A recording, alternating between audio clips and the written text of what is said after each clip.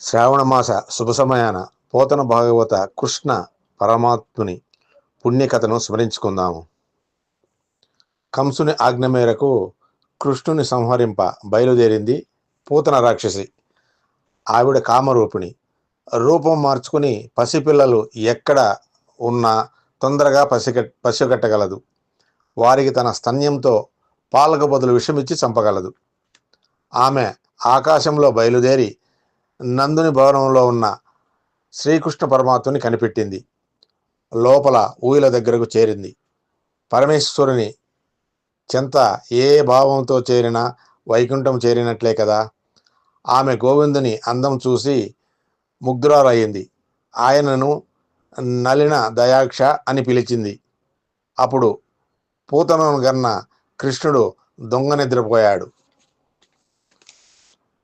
పూతన రాక్షసి గబగబా ఉయ్యాలలో ఉన్న నందగోపాలుని తీసి ఒడిలో పెట్టుకుని స్తన్యం నోట్లో పెట్టబోయింది.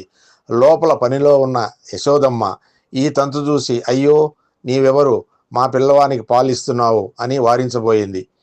కృష్ణుడు ఒడిలో ఏమీ తెలియనట్లు ఆవిలిస్తూ అమ్మ దగ్గర పాలు ద్రావినట్లే తన చిన్ని వేళ్లతో పట్టుకుని గుటగుటమంటూ 2 గుటకలు పాలు ద్రాగాడు.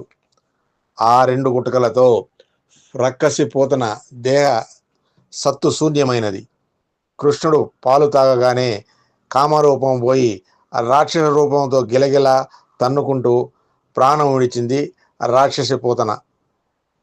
అక్కడికి చేరిన యశోదా గోపికలు కృష్ణుడికి ప్రమాదం జరిగినదని భయపడ్డారు. కానీ ఆ రక్కసి గుండెల మీద పడుకుని బోసినవ్వులు నవ్వుతున్నాడు జగద్రక్షకుడు జగపతి గొల్లపిల్లడు.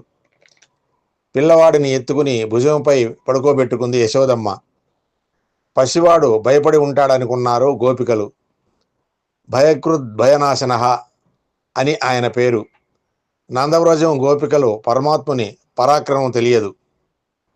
ఆయనంటే పరమభక్తి. ఎందుకో, వారు కృష్ణుని ప్రేమిస్తున్నారు కాబట్టి.